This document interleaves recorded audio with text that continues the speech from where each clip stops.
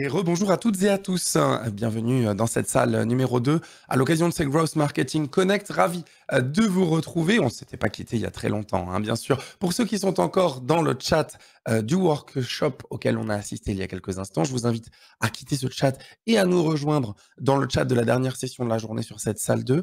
L'objectif ici est de pouvoir poser vos questions, bien sûr, au fur et à mesure qu'elles arrivent, puisque le nouveau sujet sera autour du ROI. Comment accélérer le ROI sur les campagnes de publicité Facebook, notamment. Pour cela, nous allons recevoir une invitée que je vais appeler dans quelques instants, qui est cofondatrice de Marketing Flow. Elle vous en parlera elle-même. Elle est aussi également freelance depuis 3 ans et a accompagné une bonne quinzaine de startups à impact positif avec un parcours très engagé. Donc, j'appelle Mégane Bouteloup. Bienvenue Mégane, bonjour.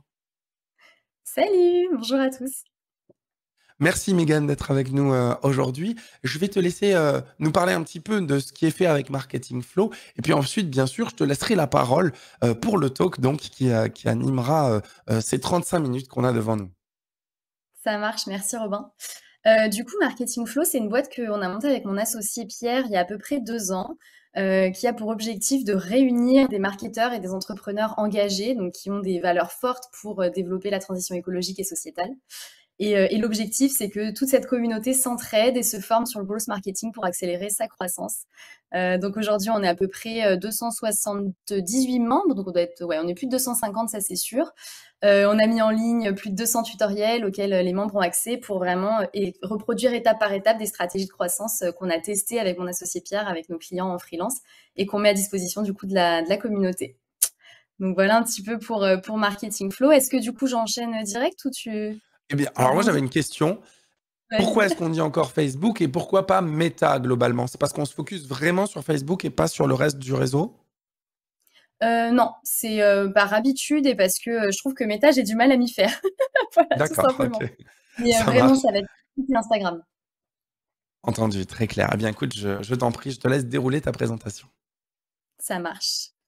Ok, alors du coup, pour tout le monde, j'avais envie de commencer cette présentation pour vous raconter un petit peu. Donc, comme le disait Robin, moi j'ai accompagné une quinzaine de startups à impact positif dans leur croissance, certaines qui faisaient 60 000 euros de chiffre d'affaires et d'autres plus de 10 millions d'euros de chiffre d'affaires. Donc, j'ai quand même pas mal tâté le terrain, j'ai dépensé pas mal de sous et récolté pas mal d'argent aussi pour ces boîtes-là, avec des objectifs très différents, dans des secteurs d'activité très différents, autant du e-commerce, du vêtement, des leads, du service, etc. Et en fait, à chaque fois, j'ai été confrontée à la même chose, qui est que quand en fait on fait des campagnes pub Facebook et Instagram, on passe un peu toujours par cette phase où on a une phase d'excitation forte qui redescend. Et je voulais vous expliquer un petit peu qu'est-ce qui se passe dans la tête d'un média buyer et ce que j'ai vécu moi, faire vraiment un retour d'expérience. Et derrière ça, je vous partagerai donc 5 conseils hyper concrets pour pouvoir éviter de passer par là. Donc, vous pouvoir vous inspirer de mes erreurs. Donc la première chose que je voulais vous dire, c'est qu'en fait, souvent, on nous dit oui, Facebook et Instagram, ça marche, j'ai des super bons résultats.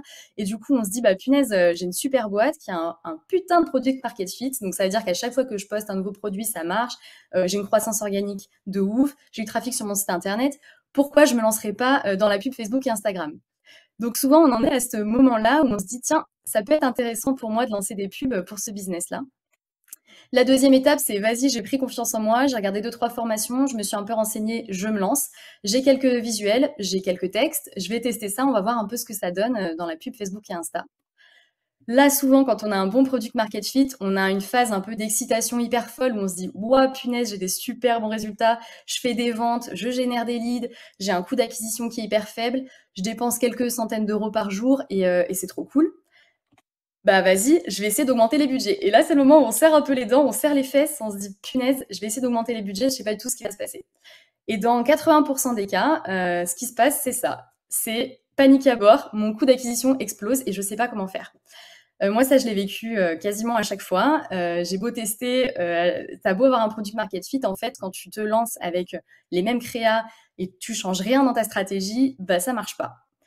Ça marche pas parce qu'en fait, avoir des campagnes publicitaires qui performent sur le long terme et qui soutiennent vraiment la croissance d'une entreprise, bah, c'est difficile en fait. C'est difficile pour plusieurs raisons. Une première raison, parce que c'est mathématique. Donc pourquoi c'est mathématique? Parce qu'en fait, quand on lance des campagnes pub avec un certain budget, un nombre de campagnes et certaines créas, et qu'on se met tout d'un coup à augmenter le budget, bah, qu'est-ce qui se passe? L'algorithme, il se dit, bah, il va falloir que je trouve plus de monde à aller toucher, plus de monde à qui montrer nos publicités, et il faut que j'aille chercher de la croissance. Sauf qu'en fait, l'algorithme, il n'a pas attendu que vous augmentiez vos budgets pour aller tester plein d'audiences différentes aujourd'hui. Donc ça, c'était vrai il y a 5 ans, 6 ans peut-être. Maintenant, quand on augmente les budgets, le coût d'acquisition, il explose et les performances, elles baissent.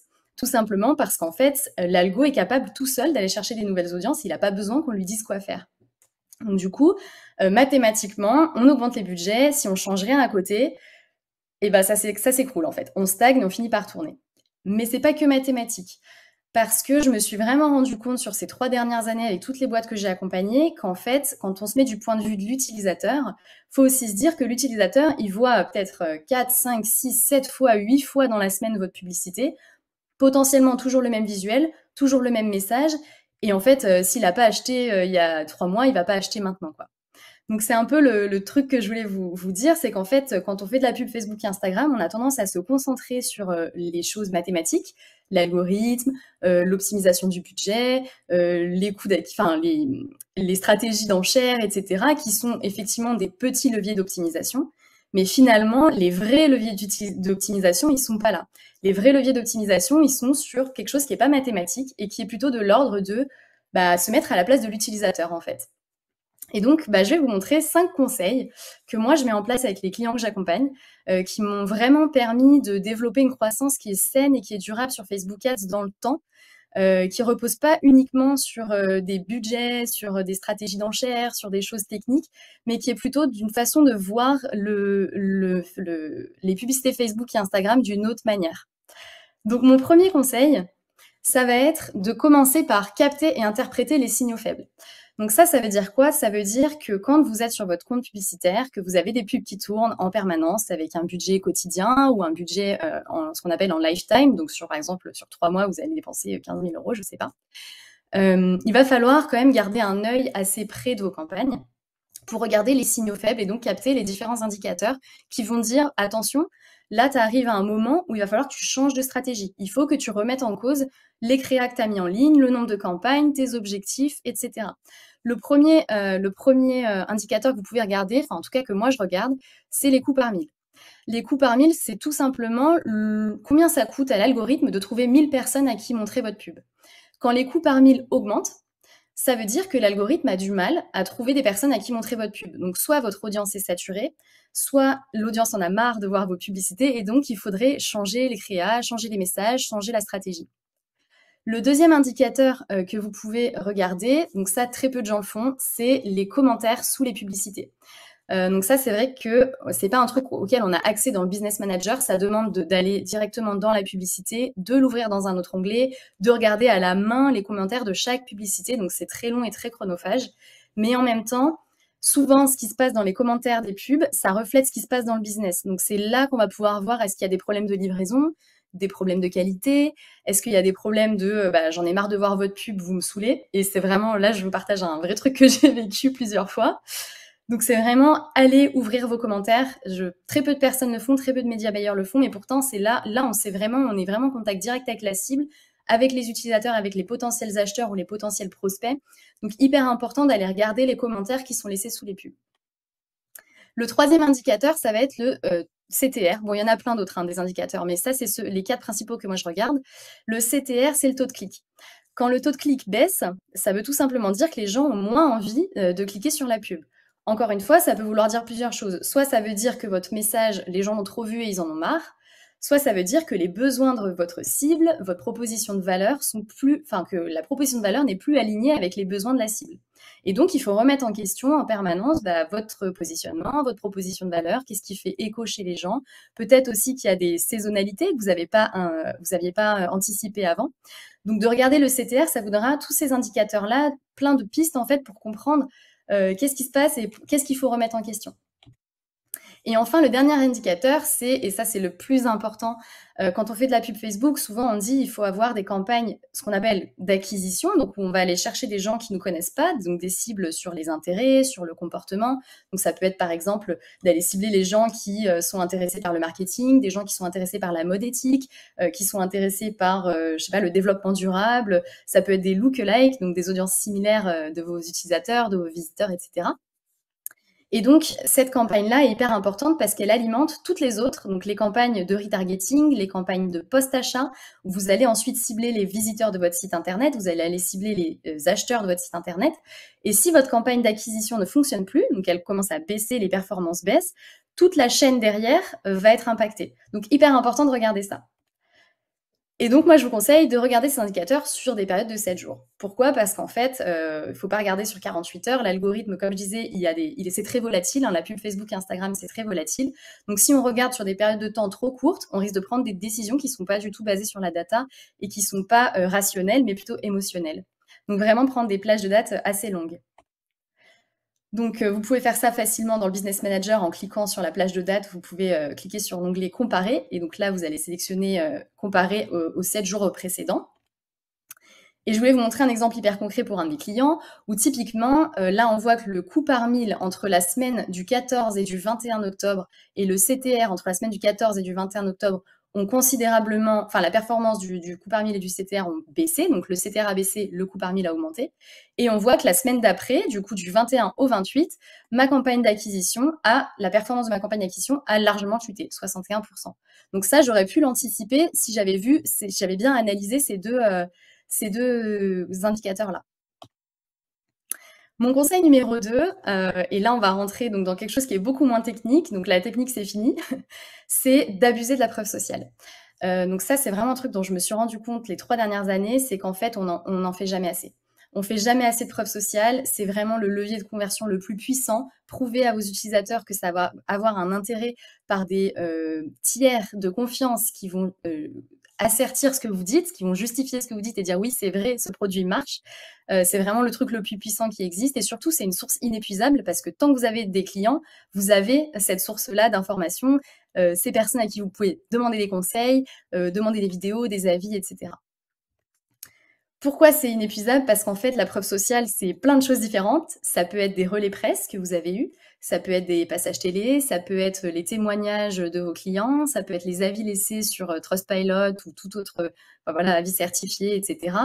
Ça peut être des influenceurs et ça peut être les notes de satisfaction qui sont laissées dans vos questionnaires. Donc, il y a plein de sources différentes de preuves sociales que vous pouvez utiliser à plein d'endroits différents dans vos pubs. Ça peut être dans le visuel, donc dans votre vidéo, dans votre carrousel ou dans votre image.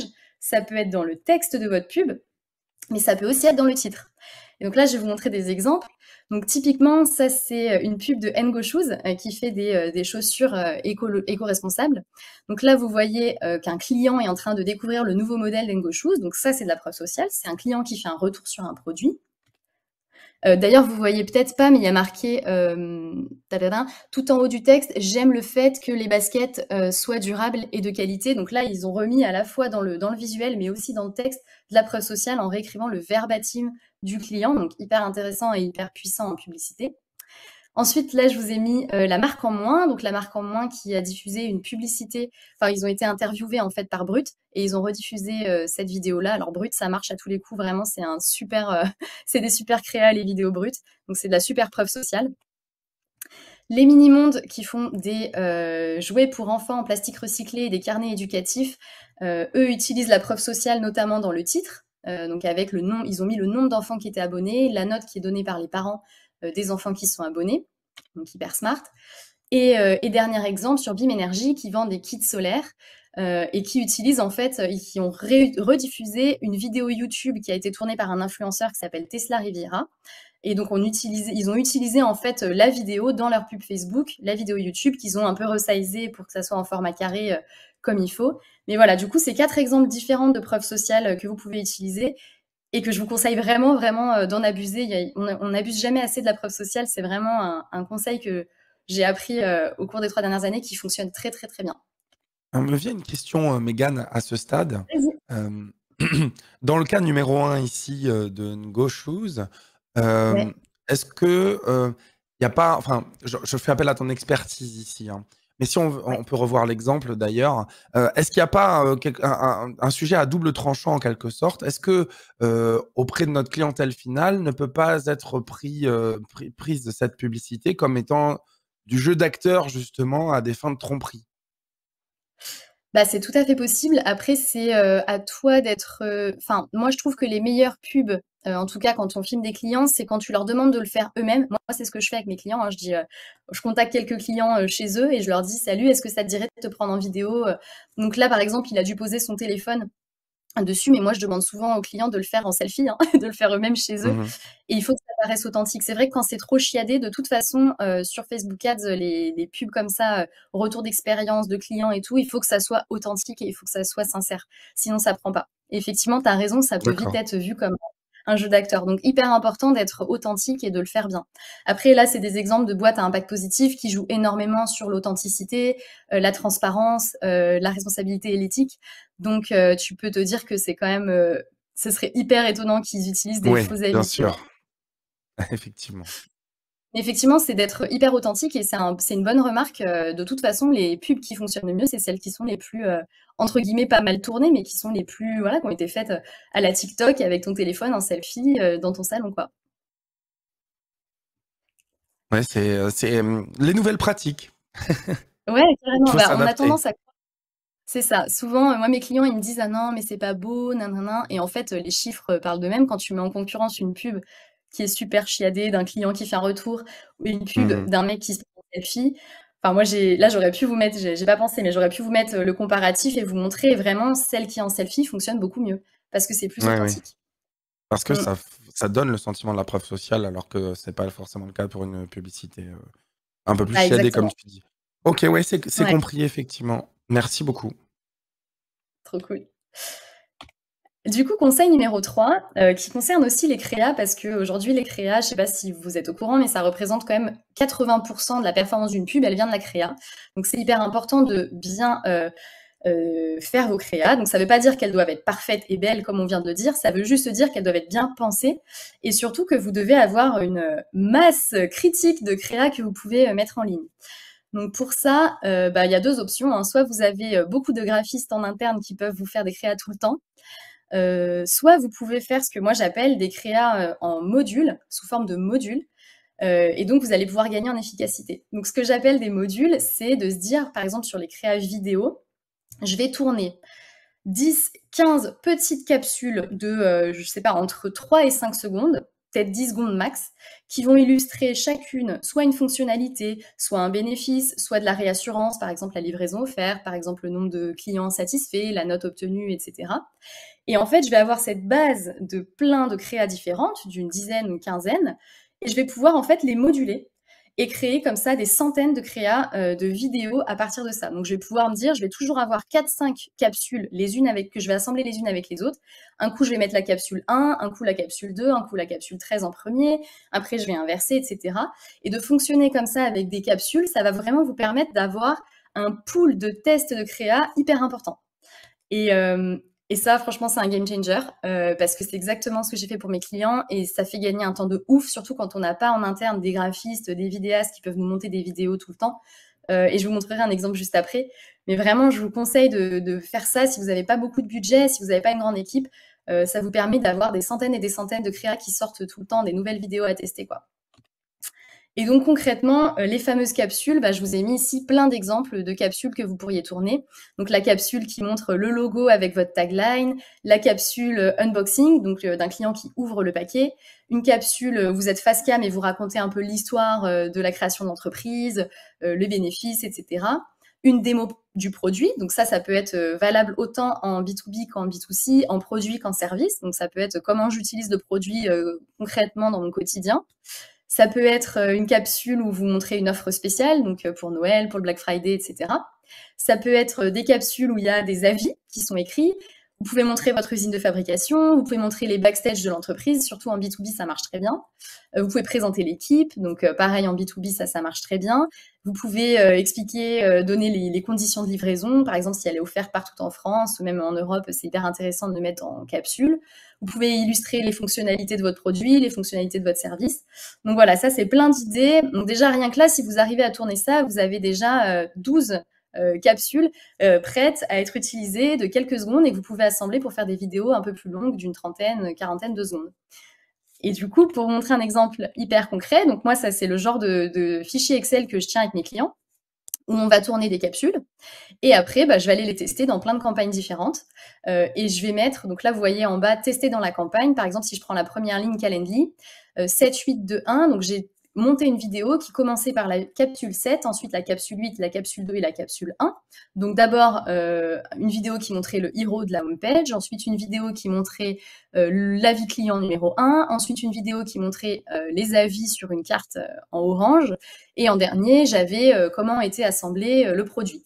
Et donc tout ça, je l'ai testé dans la campagne Calendly, dont l'objectif était de générer des leads, donc des prises de rendez-vous. Et donc, je regarde au bout de 14 jours, est-ce que c'est validé ou pas? Est-ce que j'ai un coût d'acquisition intéressant? Et donc, je tiens à jour ce petit fichier et toutes les semaines, je lance des nouvelles itérations avec mes vidéos capsules. Et à la fin, je sais quel genre de capsule, enfin, quel assemblage de capsules a le mieux marché. Et donc, je peux définir notamment quel hook est le meilleur. Donc, après, je vais aller regarder des KPI comme le taux d'arrêt du scroll, etc. Mais voilà, je vous conseille vraiment de tenir à jour ce genre de documents et d'aller tester, en fait, de moduler vos créas et de voir lesquels fonctionnent le mieux. Et là, rien qu'avec ces 15 vidéos qu'on avait sous la main, j'avais déjà pu tester 4 créas différentes. Et j'en ai identifié 3 qui fonctionnaient hyper bien pour générer des leads, mais aussi des ventes. Donc, je vous conseille vraiment de tester cette stratégie. Et donc, pour être encore plus concrète, voilà un exemple d'une boîte qui s'appelle Pair, qui est une boîte australienne de chaussettes, qui fait des chaussettes en laine de mérinos. Je ne sais pas s'il y en a qui connaissent. La laine de mérinos, c'est un super tissu qui permet de tenir chaud, qui permet de ne pas transpirer, qui bloque les odeurs, etc. Et donc, eux, c'est un peu ce qu'ils ont fait. Donc là, vous voyez, il y a 4 plans différents. Donc, le premier, c'est un peu le hook. J'ai acheté mes chaussettes pour ma famille, etc. Donc là, on voit encore une fois le quote d'un client, donc preuve sociale à fond. Ensuite, il y a une capsule où il montre une maman qui est en train de faire le ménage chez elle. Ensuite, une capsule qui montre la maman qui est fatiguée, qui a mal aux pieds. Une capsule qui montre l'unboxing, dont on parlait tout à l'heure. Après, on a une capsule qui montre le toucher de la chaussette, donc vraiment le côté un peu zoom et on voit bien la texture en fait du produit. Après, on a une capsule où on voit le site internet scroller avec toutes les différentes paires de chaussettes qu'on peut acheter, et on finit avec une capsule où on remet le logo et le CTA. Et donc tout ça, ça fait une vidéo d'une trentaine de secondes, et ils ont en fait comme ça modulé, utilisé plusieurs modules pour construire cette vidéo-là, et qui fonctionne hyper bien en pub. Donc voilà pour le petit exemple. Du coup, ça m'amène à mon conseil numéro 4. Donc là, c'est de prendre un petit peu de hauteur et de se dire que quand on commence à dépenser beaucoup d'argent en publicité Facebook et Instagram, donc quand on commence à être à des 500, 1000 euros par jour, voire un peu plus, et pour éviter cette phase de down, comme je vous montrais au tout début, où en fait, patatrac, tout se casse la figure, il faut quand même diversifier ses objectifs de campagne. Donc ça veut dire quoi? Ça veut dire qu'au tout début, quand on lance des pubs, on essaie de choisir l'objectif le plus proche de son objectif business. Donc ça va être de générer des leads ou de faire des achats, mais rarement de l'awareness, du trafic. Enfin voilà, on reste sur des trucs vraiment très bas de funnel. Donc quel est l'objectif? Je veux faire des ventes ou est-ce que je veux faire des prospects?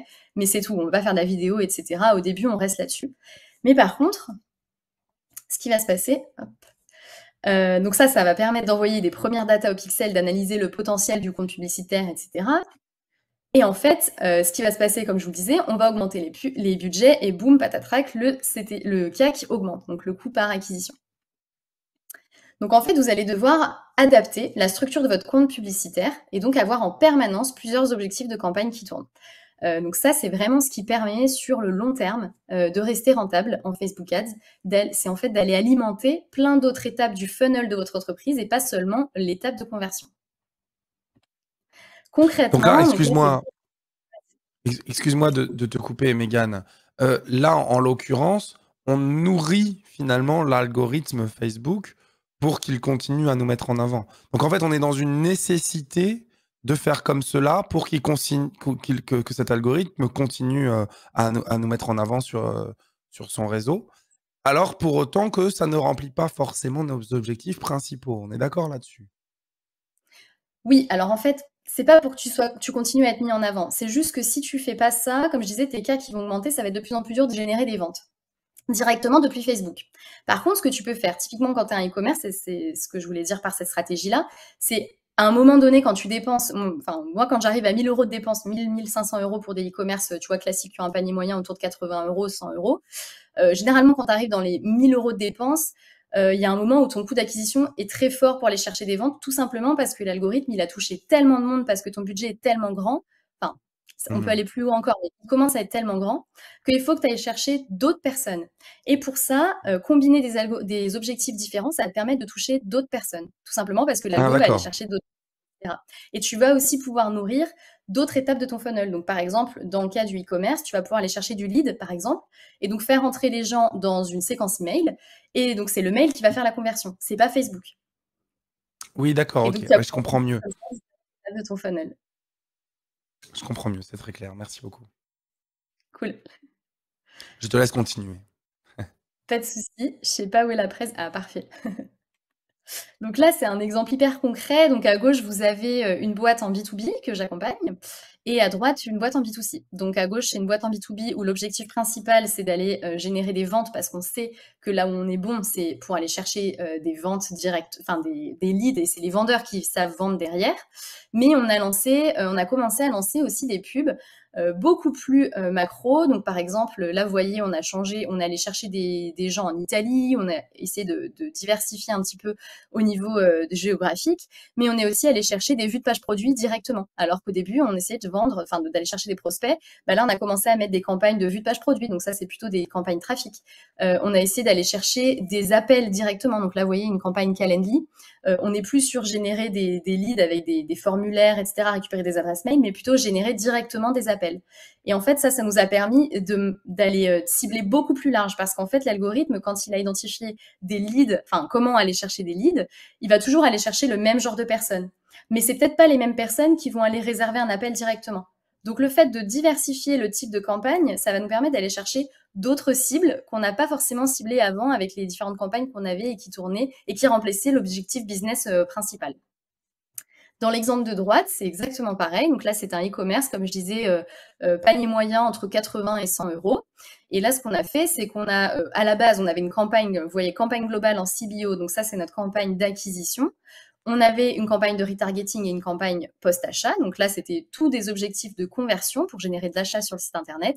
Et au bout d'un moment, quand on a commencé à augmenter les budgets, on s'est dit, on va lancer une campagne de lead.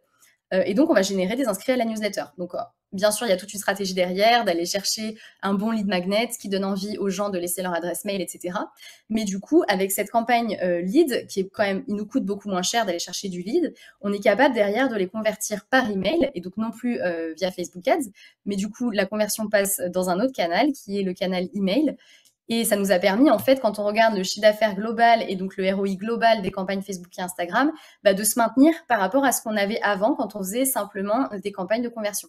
On a augmenté le budget, mais le coût d'acquisition, il reste le même, il n'a pas augmenté parce qu'on est capable d'aller chercher des conversions par email, parce qu'on fait rentrer du monde via Facebook Ads dans la campagne de newsletter. Donc ça, c'est exemple hyper concret. Du coup, les deux avantages à faire de cette stratégie, on en parlait avec Robin, c'était que en fait, l'algorithme, il ne cible pas les mêmes personnes en fonction des objectifs. Vous avez beau mettre la même audience, il va toujours aller chercher un petit pool de personnes qui sont réactives à certains moments pour faire de la conversion, mais ce sera peut-être pas les mêmes dans cette même audience qui vont faire du lead, par exemple. Donc, c'est hyper intéressant de combiner les différents objectifs de campagne quand on a un certain budget de dépenses pour aller chercher un ROI qui est plus important que si on gardait simplement une campagne de conversion. Et ensuite, bah, ça permet, comme je le disais, de nourrir d'autres leviers de croissance. Donc là, on parlait de l'email, mais il y en a plein d'autres qu'on peut imaginer.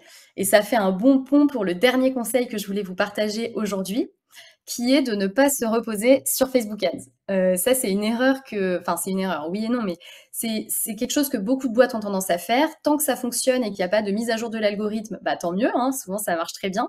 Par contre, on est quand même soumis à performance de l'algorithme, c'est pas des canaux organiques, on a besoin de dépenser pour générer de la croissance.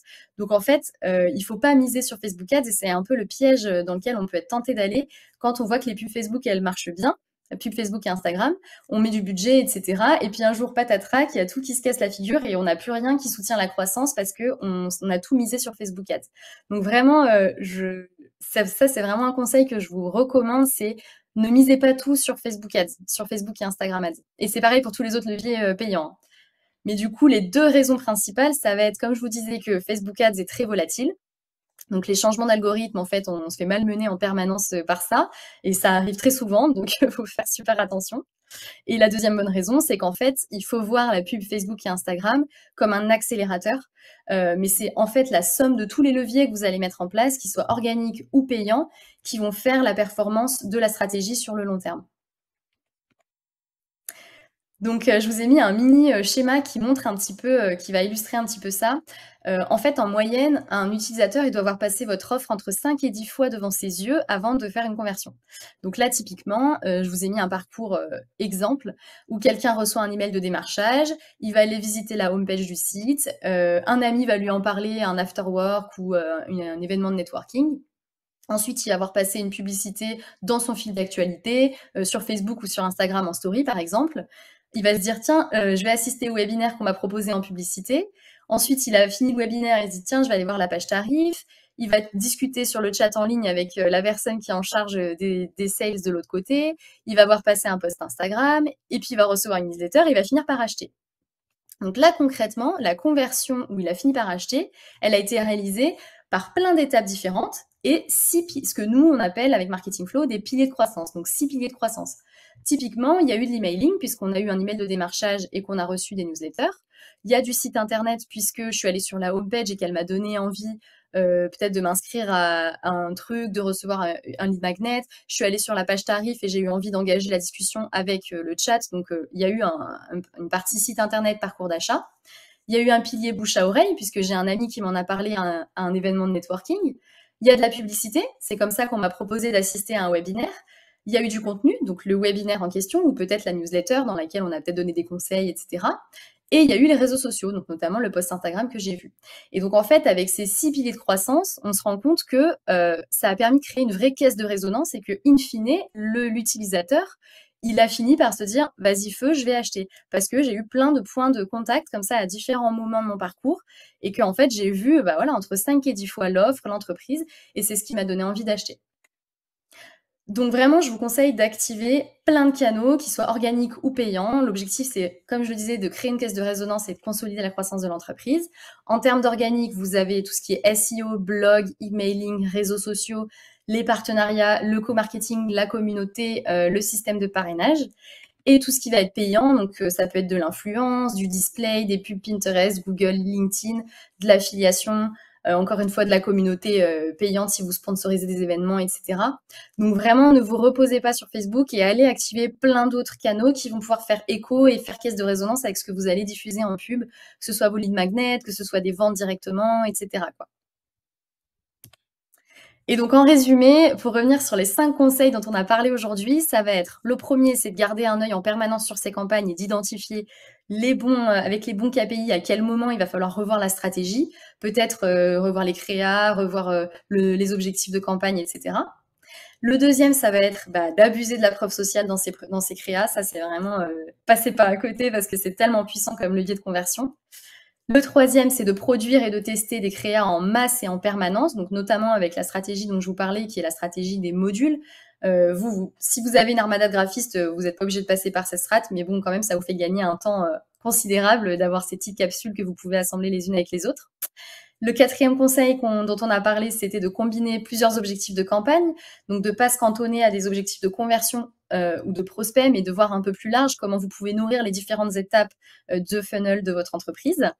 Et le dernier, c'était de diversifier les piliers de croissance et d'acquisition pour jamais ne compter que sur Facebook et se retrouver en fait comme ça, dépendant d'un algorithme dans lequel on injecte de l'argent et dans lequel on peut très vite perdre de l'argent et être très vite pas rentable du tout et couler la boîte.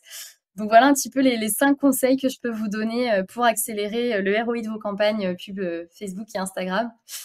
Et voilà, je pense que j'ai tenu le timing, qu'est-ce que t'en dis, Robin? Et c'est impressionnant. Oui, le À timing une est minute. parfaitement respecté. Ça a été bien travaillé, je vous remercie beaucoup, Mégane. On a eu une question, on a eu même plusieurs questions. Ouais. de Carole Ménéré, qui nous demande les choses suivantes. D'abord, je voulais te remercier parce que c'était très intéressant et très complet. Moi aussi, j'ai une question qui m'est venue, mais je vais prioriser celle du chat et notamment celle de Ouais. Carole. Comment est-ce qu'on définit aujourd'hui sur Facebook un budget en fonction des ventes espérées? Je prends pour exemple, j'ai un stock à écouler. Comment est-ce que, je fais pour évaluer le budget média que je dois mettre sur Facebook, pour espérer écouler mon stock? Ouais, c'est une très bonne question et c'est la question que tout le monde se pose. Donc déjà, je vais déconstruire un truc, la pub Facebook, ça coûte cher. Voilà, donc il faut se dire que quand on se lance dans Facebook et Instagram, c'est pour ça que je vous parlais d'accélérateur. La pub, Meta, c'est un accélérateur. Ça ne doit pas être le levier de croissance principal de votre entreprise parce que sinon, ça veut dire que vous avez une trésor énorme et que vous allez beaucoup dépenser en cash. Donc ça coûte cher. Pour définir le budget que tu vas mettre, Carole, je te conseille en fait, il faut que tu évalues le coût d'acquisition maximal que tu es prête à mettre pour acquérir un client. Par exemple, tu vends un produit à 100 euros. Tu te dis, moi, je suis capable derrière, je sais que je peux upseller mon client, donc lui vendre plein d'autres produits une fois qu'il aura acheté celui-là. Donc, je me dis que je suis prête à mettre 30 euros pour acquérir un nouveau client, par exemple. Donc, si tu es prête à mettre 30 euros pour acquérir un client qui va acheter ton produit à 100 euros, tu peux te dire que tu vas multiplier par 3 le coût d'acquisition idéal. Donc là, ce serait 30 fois 3, donc tu pourrais dire 90 euros. Et tu peux commencer avec 90 euros par jour. Voilà, donc c'est un peu la strate que je te donne. Après, 90 euros par jour, ça risque de prendre un peu de temps pour arriver à générer des ventes, tu vois. Quand ton pixel est bien entraîné, ça peut suffire. Mais au début, peut-être qu'il vaut mieux te dire, je vais tester sur un mois et je vais mettre un plus gros budget. Donc, tu vois, 90. Attends, je prends mon téléphone pour voir combien ça ferait, mais 90 fois 7. Désolée, je suis nulle en calcul. Pas de Donc ça fait problème. 650. Donc du coup, tu vois, 2500 euros par mois, bah, tu peux te dire, je vais tester sur un mois avec 3000 euros de budget et je vais mettre un budget quotidien pour arriver à dépenser 3000 euros pendant mon mois de test.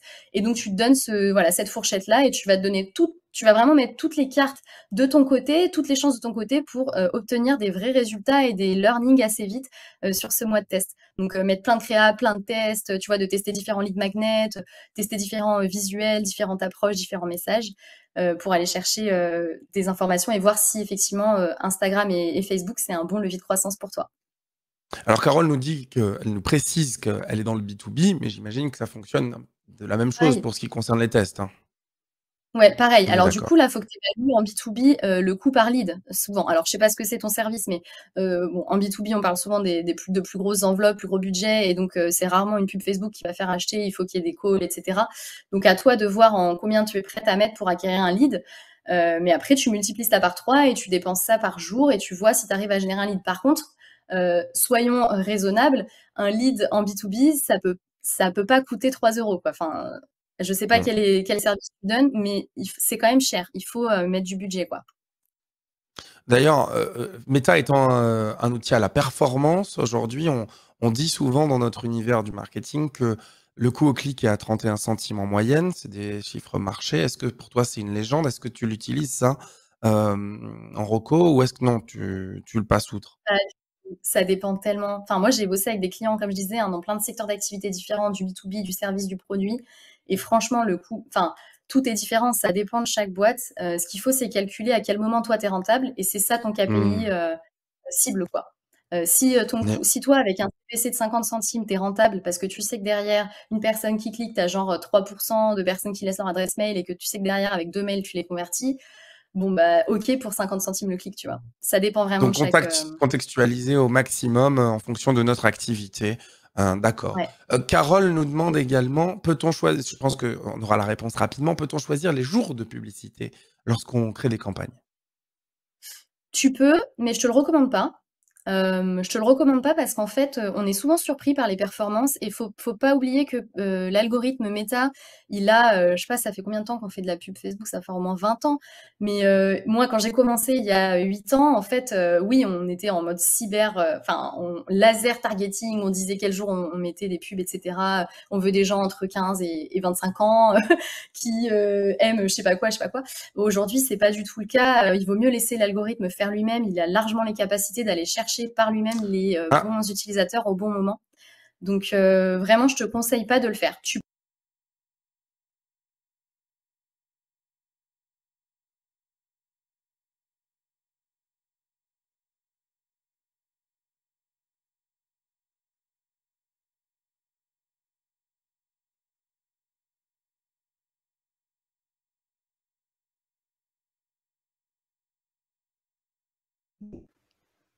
Ah ça y est, je suis revenue? Ça y est, on est OK, je sais pas si vous avez eu l'entièreté de la réponse du coup, mais en gros, je te conseille pas. Je te conseille de laisser l'algorithme décider pour toi. Il est bien plus, agile que nous et il faut pas oublier que même en B2B, le week-end, tu es quand même sur Facebook et Instagram, donc c'est un réseau qui est personnel, tu es pas sur LinkedIn et il y a des gens qui sont sur Facebook et Instagram le week-end et il y a des gens qui pensent encore au boulot le week-end et qui vont quand même laisser leur adresse mail. Donc faut pas, faut pas présumer de quelque chose sans l'avoir testé. Donc je te conseille de laisser l'algorithme gérer, quoi.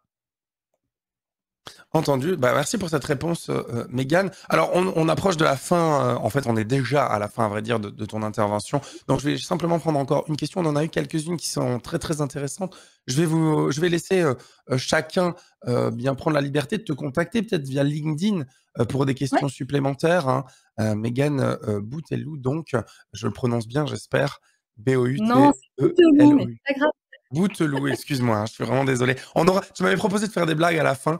On n'aura malheureusement pas le temps, On aura pas le pour temps. faire une blague.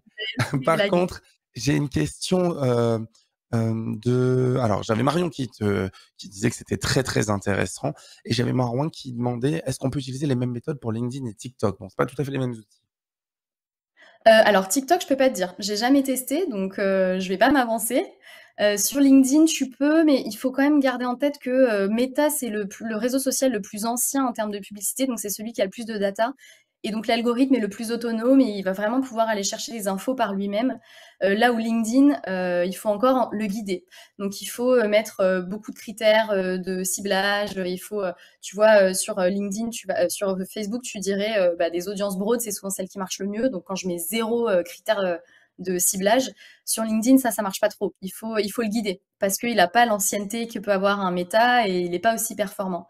Mais globalement, en tout cas dans la partie créa, le côté production en masse, etc., oui, c'est valable. C'est valable parce que, encore une fois, on se met du côté de l'utilisateur. Il voit passer beaucoup de pubs toute la journée, il est assailli par la publicité. Donc c'est un peu une question de bon sens de se dire, je vais aller tester plusieurs messages. La réassurance, ça marche tout le temps. Ça, c'est un... Voilà, ça fait des années que ça fonctionne, donc ça va pas s'arrêter de sitôt. La preuve sociale, pareil. Donc, ce qui va être différent, c'est plutôt sur l'algorithme qui est moins entraîné en fait sur LinkedIn. Donc, il va falloir que tu lui donnes plus de critères. Eh bien, merci beaucoup, Mégane. C'était très clair et très intéressant. Merci également pour tes réponses à toutes les questions. Nous allons te quitter, pour aujourd'hui, mais on te retrouve donc très rapidement sur les réseaux sociaux, bien sûr, avec, tous tes conseils. Je vois dans le chat que tout le monde te remercie, donc, c'est signe, d'une grande clarté dans les propos. Je te souhaite, une bonne continuation et je te dis à très bientôt. Quant à Merci. nous, eh bien, nous allons nous retrouver très rapidement. Alors pas forcément, dans cette salle numéro 2 pour les grosses marketing, Connect 2022, mais, pourquoi pas en, 2023 puisque ça approche très rapidement. Toujours est-il que la journée n'est pas encore terminée pour ces grosses marketing 2022 puisqu'on va se retrouver, dans quelques petites minutes en salle 1 cette fois, en salle pardon 1, j'ai beaucoup de mal, vous voyez, je perds ma voix à force de vous parler. Puisqu'on va se retrouver à 16 h, dans 15 h 50, dans 5 petites minutes, avec Zéphyr en salle 1. Moi, je vous souhaite une agréable fin de journée et je vous dis à la prochaine.